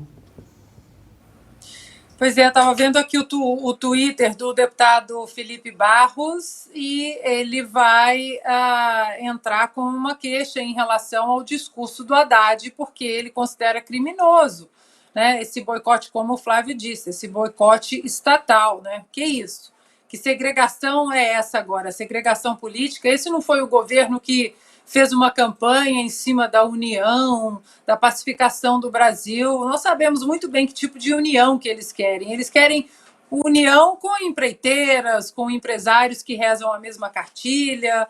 Sabemos muito bem que tipo de união eles estão querendo. Vou mandar para a nossa produção o tweet do Felipe Barros, quem sabe dá tempo da gente colocar no ar. Sobre o governador de São Paulo, ele anda famoso aqui nos Estados Unidos também, viu, Paula? Já é um nome que os americanos estão empolgados, eu até diria, como um dos governantes do Brasil, agora como governador do estado mais rico da República, até porque, como ministro da Infraestrutura, ele fez muitas viagens aos Estados Unidos tentando trazer exatamente, e levou muitas parcerias de empresários e recursos estrangeiros para o Brasil, e nós vimos que foi uma pasta extremamente técnica do ponto de vista dos planos e projetos espalhados pelo Brasil, mas também eficaz. Muita obra foi entregue nos últimos 4 anos. E só para finalizar, Paula, olha, se você colocar o que eu disse nas ferramentas de busca, Marina, corrupção, PT, é tanta coisa que a gente acha, tanta declaração da Marina, que ver a Marina hoje como ministra de mais uma administração petista, sentada ao lado de Haddad, é inacreditável. Mais uma declaração que eu achei aqui dela, de 2018, ela em campanha, né, presidencial, ela dizendo que acredita que Lula é corrupto, está preso pela Lava Jato, condenado em segunda instância por provas sobradas, e aí uma pequena aspas aqui dela. Apoiei o impeachment por convicção. Houve crime de responsabilidade e defendi a saída da chapa Dilma Temer, porque eles são farinha do mesmo saco, caroço do mesmo angu. Se tivesse havido nova eleição, o Brasil chegaria melhor a 2018. E agora está de mãozinhas dadas, o amor venceu.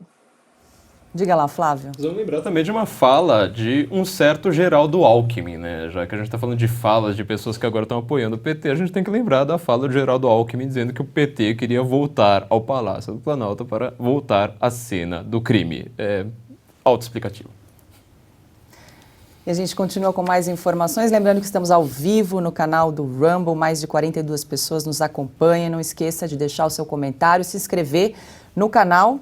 Estamos com mais de 81 mil inscritos, a gente precisa chegar a 100 mil, para isso a gente precisa do seu apoio para fortalecer aqui a nossa plataforma, além do programa Oeste Sem Filtro, Estúdio Oeste, Oestecast e também as liberais estão aqui no canal do Rumble. E um caminho rápido para você chegar até aqui, também entrando no site revistaoeste.com, tem uma tarja ao vivo, é só você clicar e você é direcionado aqui para o nosso canal. Lembrando também que Augusto Nunes e Guilherme Fiuza nessa semana estão de férias e retornam com a gente na semana que vem. E cerca de 700 empresários da XP Investimentos, uma das maiores gestoras de ativos de mercado do Brasil, podem ser demitidos. A empresa prevê ajustes nas políticas de administração, o que pode afetar até 10% do quadro de colaboradores. Hoje são 7 mil funcionários. As ações da XP na Bolsa chegaram a ser negociadas por $53 em 2021. Atualmente, o valor fica em torno dos $16. Segundo o gerente sênior Guilherme Benquimol, é hora de fazer mais com menos. Silvio, até você já comentou aqui ontem, inclusive no programa, né? Outros cortes recentes, empresas, vamos citar aqui, Riachuelo, 2.000 demissões, na PagSeguros foram mais de 500 demitidos, a CVC do setor de turismo dispensou cerca de 100 funcionários e na indústria alimentícia, IOC anunciou o fechamento da sua maior unidade, que funcionava no Paraná, mais de 1.000 empregos diretos e indiretos serão afetados. E aí, Silvio? Olha, veja, Paula, tem esses números que você citou, que a gente trouxe aqui no nosso programa, vamos trazer mais números sempre que eles forem divulgados, mas imagina aqueles que não são divulgados. Imagina o microempresário, o médio empresário, que não tem ali talvez uma marca tão famosa no mercado, mas que emprega muita gente, que paga seus impostos.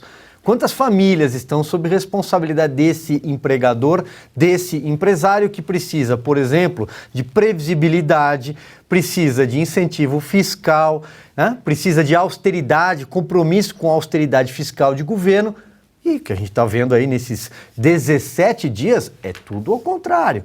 Inclusive é um governo que chegou botando o pé na porta, pediu um cheque em branco de 170 bilhões, o Congresso deu a PEC da gastança antes de assumir, né? Rasgou a lei das estatais, tem aí uma agenda completamente voltada para sindicalismo, aparelhamento de Estado, Estado mais inchado, gastador.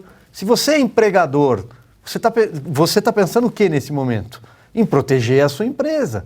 Ou seja, o PT vai acarretar o desemprego num período muito mais curto do que se imagina. A nossa economia vai sofrer muito mais rápido do que se imagina. Ou não. Ou o empresário, grande, pequeno, médio, vai pensar, não, claro que não. Agora as nuvens estão muito mais bonitas em Brasília. Agora a nossa Amazônia com a Marina Silva estará intacta. Portanto, eu vou colocar mais dinheiro nesse governo que tem essa cartilha, que tem essa agenda econômica. O empresário pensa também no bolso e pensa na responsabilidade que ele tem com famílias. Mas esse é o PT, esse pessoal fez o L, né? Inclusive, alguns que estão demitindo fizeram o L. E agora? Então, peraí, que agora deu um... Microfone da Paula. Deu uma... Então eu comando aqui o Oeste Sem Filtro. Diga lá, Ana Paula Henkel. Esse foi o melhor dito já. Tá vendo? Esse foi aquele silêncio ensurdecedor, diriam os cronistas esportivos, por exemplo. Vai, meu caro Flávio Morgenstern, vai você. Esse foi o melhor comentário, eu tinha anotado aqui também sobre isso, nós três aqui querendo falar a mesma coisa. Mais uma vez nós estamos vendo metacapitalismo em ação, ou seja, empresas que elas ganharam muito dinheiro por contratos com o governo. A grande dificuldade do mundo hoje, eu sei que nós temos essa dicotomia entre Estado e mercado, mas é justamente delimitar onde termina o Estado, onde começa o mercado e vice-versa. vice-versa, porque boa parte dessas empresas, essas pessoas que estão aí fazendo declarações sobre economia. Olha que declaração curiosa essa do Benchimol, né? Vamos fazer mais com menos. Eu adoro esse tipo de frase, né? Para você falar menos é mais. Essas coisas que não tem nenhum reflexo matemático na realidade, né? Ou seja, está todo mundo sendo demitido, então vamos fazer mais com menos. Vamos mandar a pessoa para sarjeta e depois nós continuamos aqui ricos. Isso é o metacapitalismo em ação. Eles nunca vão ser punidos, inclusive punidos no sentido mercadológico da coisa, né? Quando fizerem uma coisa errada, quando oferecerem um serviço ruim, porque eles são todos mancomunados entre si, ou seja, isso é uma oligarquia da qual nós não conseguimos escapar. Eu tinha comentado no Estúdio Oeste, no programa da quinta-feira que o Silvio Navarro apresenta, né, junto a mim, há umas 2, 3 semanas atrás, que você tem hoje o modelo petista, ele mira exatamente a classe média. Ou seja, se você é ricaço, desses ricaços aí que aparecem nas páginas, não estou falando se você é rico, do tipo, você tem 2 carros na garagem. Não, estou perguntando se você é dono de empresa, se você, sabe, é dono de empreiteira, sabe?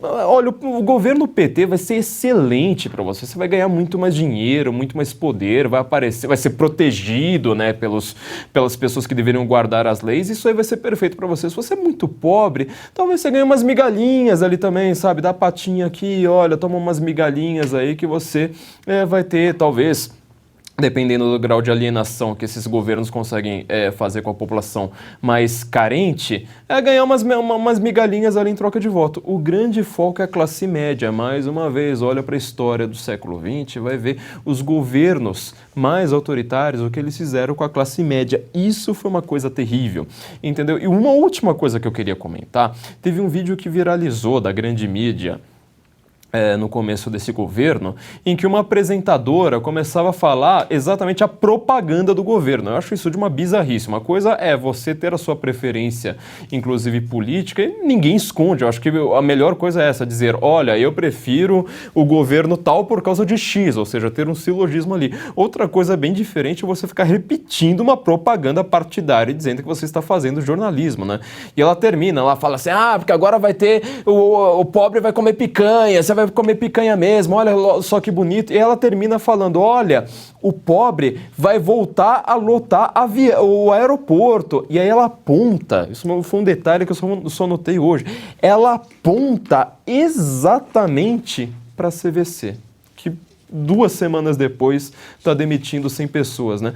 Ela acredita nessa mentira que o PT fez de que o aeroporto só estava lotado por causa do PT. Eu não sei se o petista médio já parou para pensar que isso é manipular pobre que nunca pegou avião, porque o avião tá sempre lotado, ele não voa, ele não vai para Miami sem estar lotado, entendeu? E aí o cara que nunca pegou um avião, ele vai lá, vai acreditar, olha, tá vendo? Agora o pobre tá indo para Suíça, para Lausanne 2 vezes por ano, sabe? Tá indo gastar dinheiro na Dinamarca, mas a grande verdade a gente sabe, né? Eles têm um discurso e aí a própria empresa de turismo, que ela tá elogiando, tá demitindo 100 pessoas 2 semanas depois. Só para lembrar aqui que desde o fim das eleições, as empresas brasileiras listadas na Bolsa já perderam mais de 500 bilhões de reais em valor de mercado. Bom, agora 19h07. Eu quero dar um recado para você que está nos acompanhando. Chegou uma informação aqui que parece que algumas pessoas estão usando o nome do programa Oeste Sem Filtro para pedir doações via Pix. Gente, isso não é real, isso não procede. Então, atenção, se alguém vier pedir doação em nome da Revista Oeste ou do Oeste Sem Filtro via Pix, isso não procede. Se você quer nos ajudar, assine a Revista Oeste. Lembrando que a gente não aceita financiamento público de partido político, de governo algum. Então, a sua assinatura é que financia esse projeto, o programa Oeste Sem Filtro, Estúdio Oeste, Oestecast, As Liberais, todo o nosso time de jornalistas independentes aqui da casa. Então, não esqueça, se você quiser aqui nos apoiar, assine a Oeste, é só entrar no site revistaoeste.com/assine ou apontar a câmera do seu celular para o QR Code que está aparecendo aqui na tela. Com a assinatura, nossa revista é 100% digital, você tem acesso aos textos dos melhores jornalistas do Brasil. Toda sexta-feira sai uma edição inédita no site da Revista Oeste. Então é muito importante, se você quiser nos ajudar a apoiar a nossa ideia, assine a Revista Oeste. E o interventor federal na segurança pública do Distrito Federal, Ricardo Capelli, disse em entrevista coletiva que a presença de profissionais com conhecimento de táticas de combate nas invasões às sedes dos 3 poderes é investigada. Veja um trecho dessa entrevista, o vídeo da CNN. Esse foi um depoimento que eu ouvi de um sargento e de um outro oficial que estava no campo. O sargento, inclusive, ferido, com vários pontos na cabeça. E ele declarou, ele falou: secretário, nós não estávamos enfrentando apenas manifestantes. Ele falou, existiam homens no campo de batalha, com conhecimento do terreno, com conhecimento de táticas de combate, com características profissionais. Eram homens profissionais que estavam no meio dos manifestantes. Esse é um depoimento para nós muito valioso e que a gente está apurando. E aí, Ana, gostaria do seu comentário em relação a essa declaração do interventor Capelli. Dois pontos, né? Primeiro é o questionamento, se as tias e os tios do Zap, se eles aprenderam essas táticas, né, de guerrilha e de combate em 2 meses ali na frente dos quartéis. Se entre aquelas 1.200 pessoas presas, né, de uma maneira bárbara num ginásio esportivo, se existem de fato terroristas ali, esses que o secretário disse, né? Pessoas que conhecem essas táticas. Nós sabemos muito bem. O Flávio tem um excepcional livro sobre isso, as táticas, né, dos Black Blocs, como eles se infiltram, como eles agem, como eles conseguem sumir, desaparecer aí, né, numa multidão como essa. E o segundo questionamento é por que agora que algumas informações estão aparecendo, principalmente sobre uma possível prevaricação do ministro da Justiça e de algumas forças especiais federais ali da Guarda Presidencial ali dentro, ali no conceito do 8 de janeiro, porque o filho do José Dirceu, ele disse que é preciso ter calma, vamos deixar essa CPI do 8 de janeiro para lá. Por que não uma CPI? Não é investigação que queremos? Não é punição a vândalos e terroristas que queremos e aqui defendemos? Que os criminosos sejam julgados e colocados na cadeia? Não é isso que queremos? Por que agora o filho do José Dirceu ele é contra a CPI do 8 de janeiro? A Ana lembrou do Zeca Dirceu, Flávio. Vou trazer aqui a fala dele em relação à abertura de CPI, né? A própria CPI das manifestações pode ser um elemento de confusão, de desagregação e de divisão, fecha aspas, Zeca Dirceu, futuro líder do PT na Câmara. Lembrando, né, de quem o Zeca Dirceu, afinal, é filho, ou seja, de uma das pessoas que mais soube fazer manifestações, quebra-quebra, piquete, todo tipo de coisa, para ter a hegemonia. O Zé Dirceu, para quem não sabe, ele é um grande gênio, uma pessoa extremamente culta, inteligente, que foi estudar táticas de guerrilha, inclusive no Uruguai, em Cuba, em tudo quanto é lugar do mundo que teve grandes agitações desse tipo. Então, de repente, está lá exatamente, cirurgicamente, Zeca Dirceu falando: melhor não, gente, onde já se viu uma coisa como essa? Agora note a diferença, eu vou usar uma frase aqui que eu acho ela definidora, né? Nós queremos a apuração. Nós queremos uma investigação completa sobre o vandalismo. Nós queremos os vândalos presos. A mídia está aí dizendo, né, que teve deputados que apoiaram o golpe terrorista antidemocrático da extrema-direita. Eu fui ver todos os deputados, um por um, falando tem que punir esses vândalos, tem que ter investigação. Aí aparece o Zeca Dirceu falando: gente, vamos lá, vamos conversar, deixa disso, que história é essa?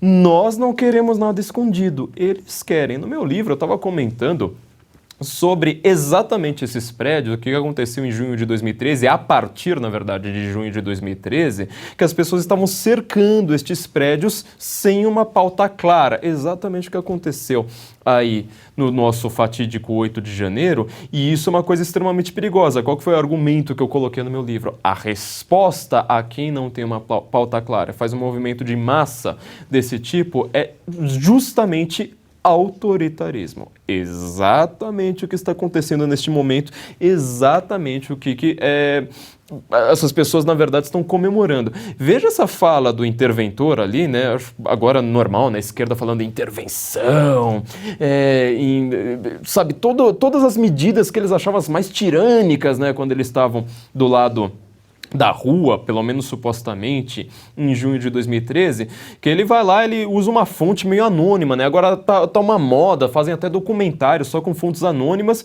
e a gente é obrigado a acreditar. Nossa, onde já se viu, né? Você desacreditar de uma fonte anônima, porque as pessoas jurou de pé juntos, né? Que existiam militares. Eu vou voltar aqui a dizer, este interventor, na verdade, ele tá com uma batata quente muito grande nas mãos. Porque eu vou dizer, se tinha militares ali, gente, com treinamento que precisa ser investigada, e eu concordo plenamente, investigue, monta a CPI, vamos lá, vamos descobrir quem é que estava por trás disso aí, vamos ver quem é que estava quebrando vidraça, vamos ver quem é que estava os primeiros ali a abrirem as portas para a população entrar, vamos descobrir, tá? Só que se tem militares no meio, eu acho que tem que ter um tribunal militar para investigar isso, então vamos acionar o STM aí, Superior Tribunal Militar, para dar uma investigada, e aí eu quero ver se vocês vão conseguir mais uma vez dar aquela canetada legal assim, de falar assim, isso aqui não investiga não, isso aqui não investiga porque eu mandei não investigar e pronto. Vamos ver até onde vai essas canetadas na hora que a gente for investigar militares, como você está dizendo. O Ministério Público Federal acatou uma notícia crime contra o comandante do Exército, general Júlio César de Arruda, por suposta prevaricação. O general é acusado de omissão por não ter desmobilizado o acampamento em frente aos quartéis generais em todo o país. A denúncia foi protocolada pela deputada federal do PSOL, Luciene Cavalcante. Ela é suplente da ministra do Meio Ambiente, Marina Silva, e vai assumir a cadeira neste ano, Silvio Navarro. A impressão que dá é que para alguns é célere, né, a medida, e para outros um pouco mais lento, né? Pois é. Então serei breve, porque eu acho que você resumiu, foi sintética. É exatamente isso. Não existe investigação do bem, investigação do mal.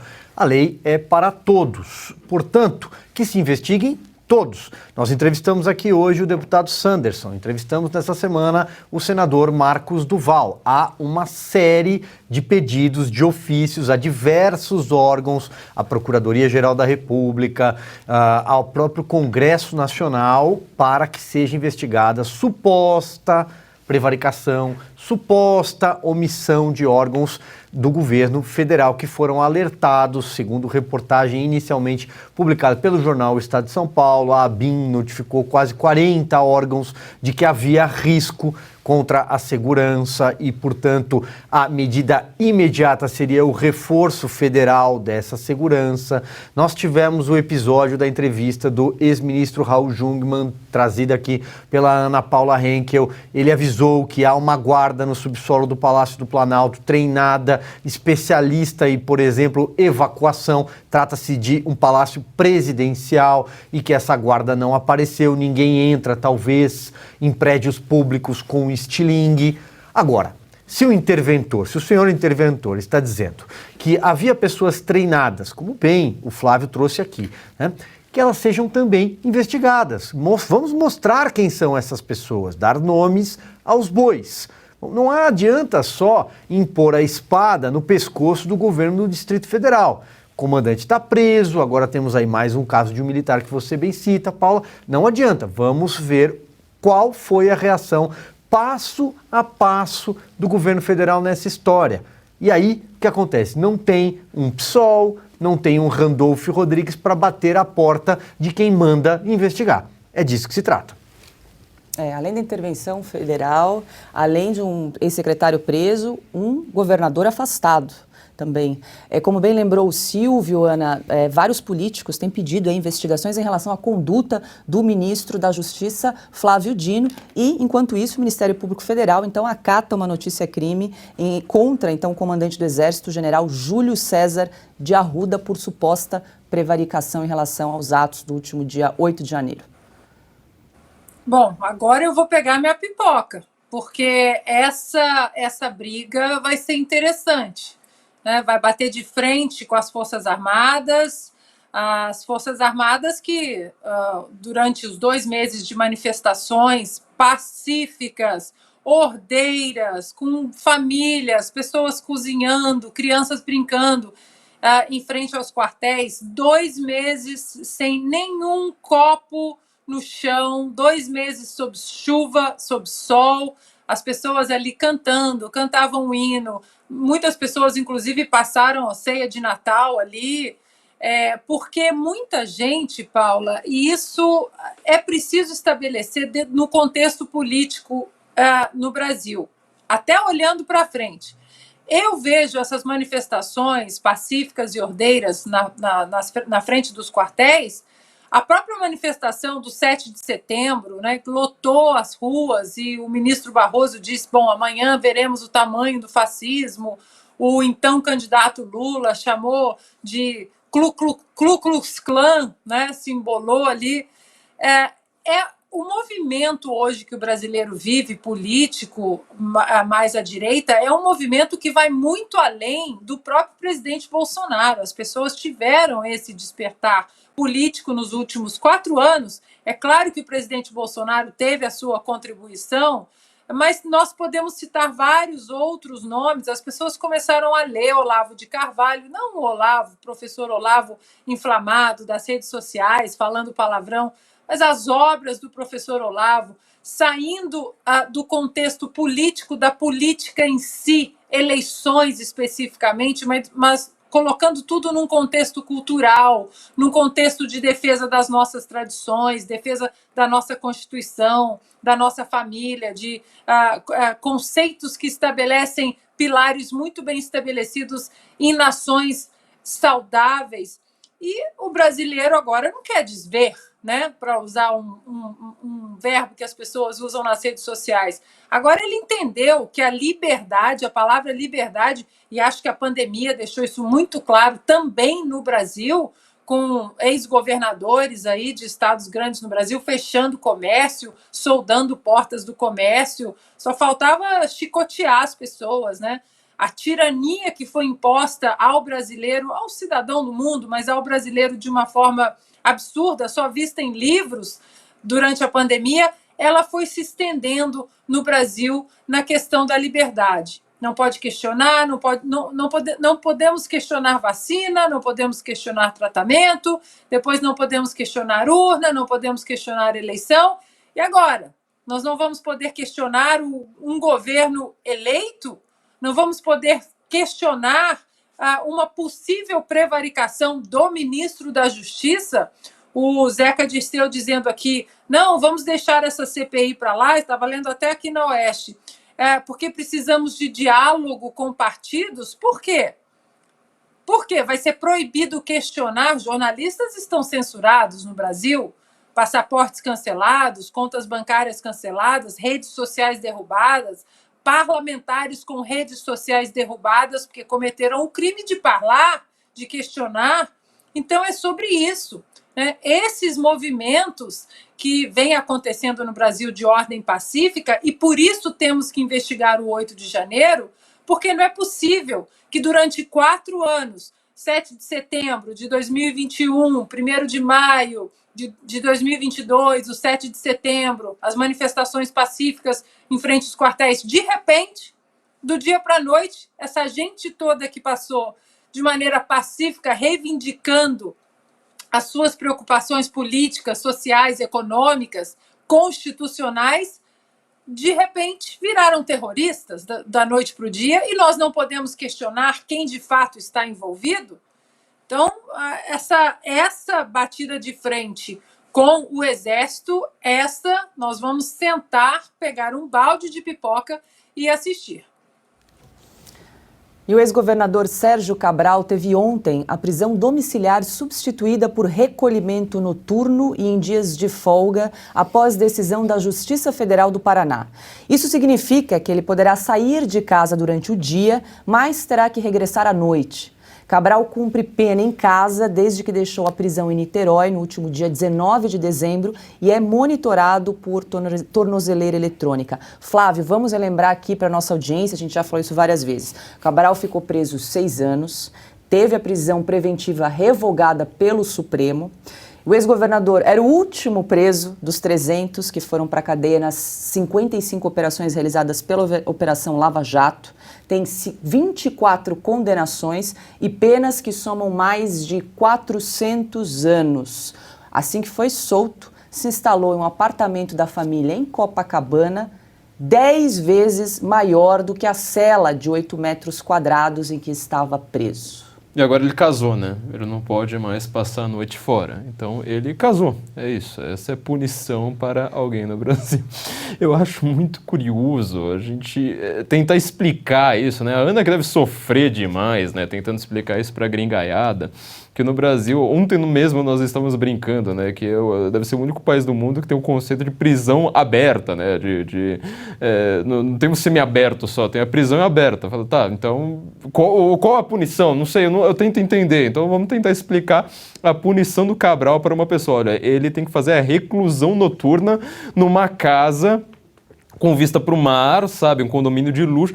Eu queria estar nessa prisão do Cabral, viu? Eu não sei que crime que eu preciso cometer para estar na prisão do Cabral, porque a gente, sabe, tem quebra de sigilo, risco de busca e apreensão, um cuidado enorme para falar, até para defender a lei, falar assim, a lei diz tal, olha, o devido processo legal é tal. Então, eu acho que quando uma autoridade, ela vai lá, infringe a lei, talvez ela mereça uma punição. Não, a gente tem que ter um cuidado danado para isso. Já o Cabral, né, só 400 aninhos aí de punição, de cadeia, já tendo sido julgado, toda aquela patacoada, toda a burocracia passou, aí ele vai lá, tem a pena de ficar num apartamentão e agora ele pode sair, então ele só tem que voltar para o seu apartamentão de noite e dormir, né, sei lá, em uma das várias camas, das várias suítes aí que está no seu apartamentão. Esse conceito é extremamente bizarro e a gente ainda precisa lembrar que é só comparar, na verdade, né, com o que acontece se você for, por exemplo, uma tia do Zap.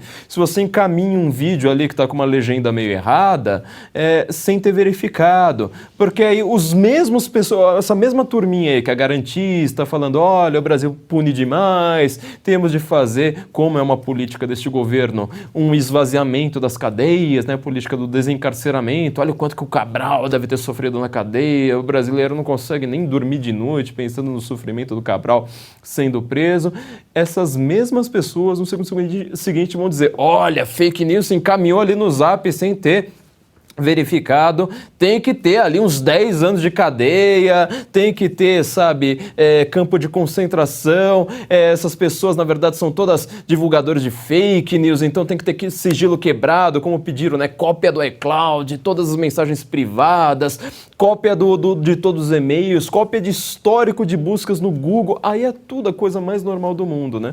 Mas o Cabral, a gente sabe, né, ele agora tem aí essa bela punição, enquanto que tá todo mundo aí voltando no ônibus uma hora dessa, né, todo apertado ouvindo Estúdio Oeste aqui, ouvindo o Oeste Sem Filtro aqui no ônibus, sacolejando, para então ainda ter que ter uma segunda, terceira jornada.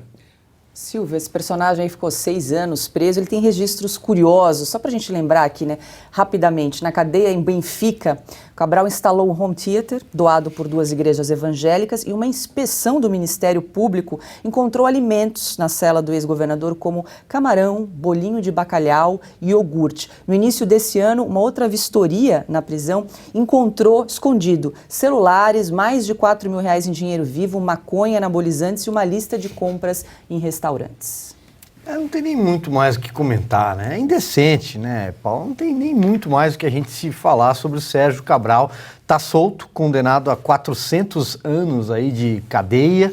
E aí você vê na mesma semana, por exemplo, 85 condenadas, não foi isso? Na prisão feminina foram liberadas com uma tornozeleira para acomodar pessoas que foram presas e ainda não tem trânsito em julgado, não tem sentença, algumas não sabem do que são acusadas, algumas não tiveram a individualização da conduta bem tipificada, mas estão presas lá. E o Sérgio Cabral pode ir para a praia, porque ele só tem que estar em casa à noite, ele pode pegar uma praia, ele pode ser visto almoçando em restaurantes finos, no Leblon, no Rio de Janeiro inteiro, né? É indecente, eu acho que isso...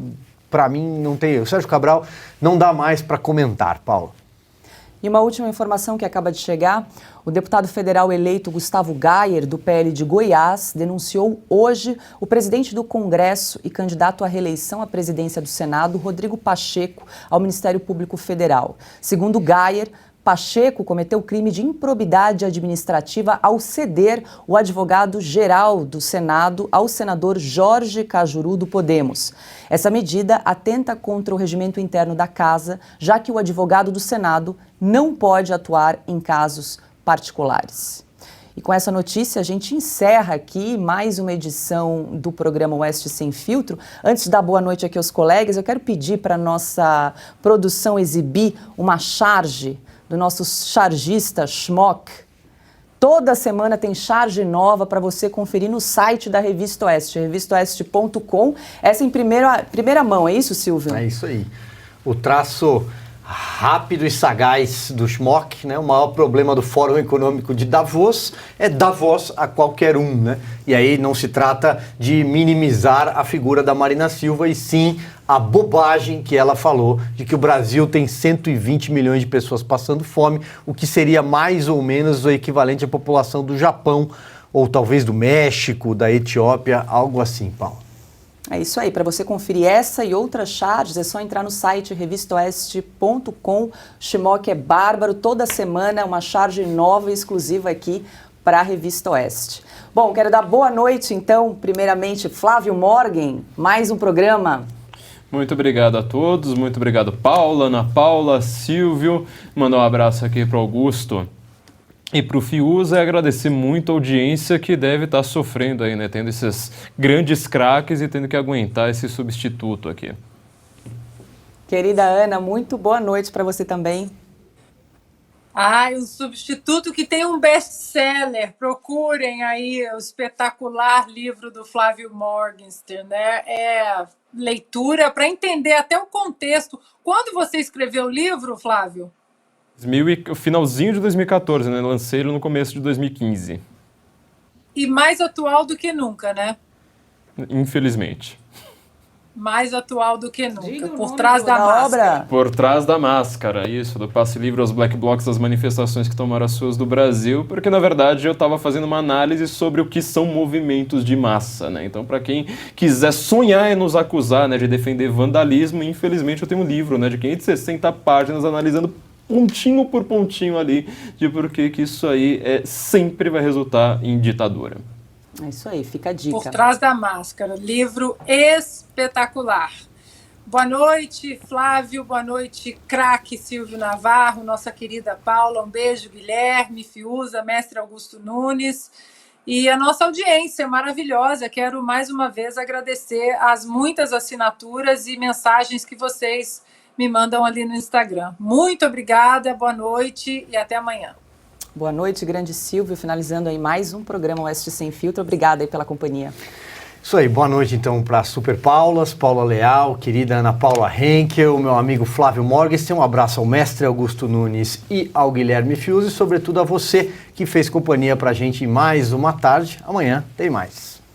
É isso aí, deixo também meu abraço, Guilherme Fiuza e Augusto Nunes, que estão aí em descanso, merecidas férias. Na semana que vem eles retornam conosco. E a você que nos acompanha, lembre-se de fazer inscrição no nosso canal do Rumble e deixar o seu comentário, o seu like. E no mesmo canal, hoje, acompanhe às 8h30 da noite o Oestecast. O convidado de hoje é o cartunista e escritor Luciano Pires. Uma boa noite e até amanhã.